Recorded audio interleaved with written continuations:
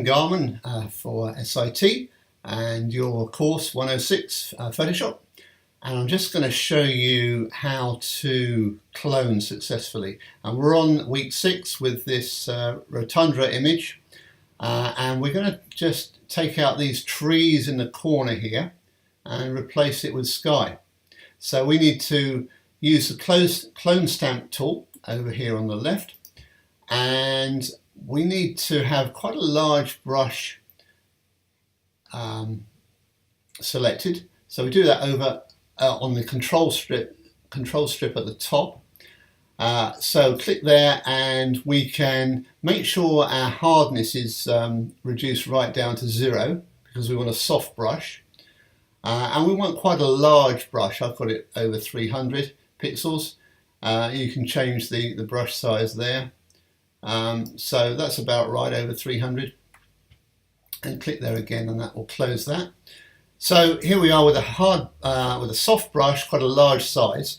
So I'm looking down at my keyboard, and if I hold the Option key down on my Mac, and on your, if you're on a PC, it might be the Alt key. So hold that down and click once and release in the area of the colour that you want to paint. So we want to paint a patch of this clear blue sky over the top of these trees. So we've clicked once to sample. We're going to now just, with the mouse, just paint. So that's how it looks. But I'm going to stop there. I'm only going to do that bit, and I'm going to go back to my sky area, and I'm going to click. I'm going to click once again, holding the Option key down, or the Alt key, click in that area again, and paint again. And I'm only going to do small areas before I go back to my that area and click again, holding the Option or the Alt key down, and paint again. And I'm going to repeat that process over and over again. Now the reason why I'm doing that is because this is not a very vast, it's not a very big area. So if you notice, when I click, I hold the Option or the Alt key down, and I click, and then I move over here, you'll notice that there's that other cursor moving around that area, picking up that information and painting it where I'm moving the mouse. So I've got to be careful where that crosshair is, because it's moving around this area. If I happen to move it over the roof or over a bit of branch, it's going to start painting that up over here. So I don't want that. So I just want to keep sampling from this area. So I'm going to do that again. Click the Option or the Alt key and click in that area and just paint over that bit.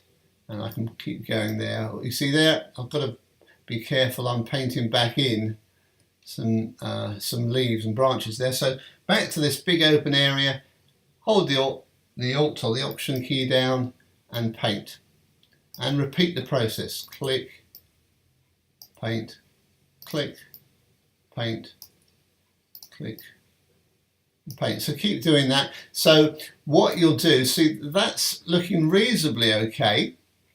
You can see a little bit of variation in colour up there, but when I get down here and I want to paint around these trees, I'm going to have to start using a much smaller brush. So let's just finish this off.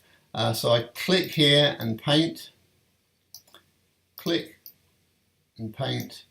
So remember, when I'm clicking, I'm holding down the Alt key or the Option key, painting, go back, click and paint.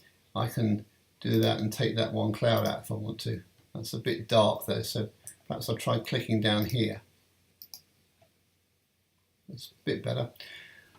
What I'm going to do now is just reduce the size of my brush, just like that.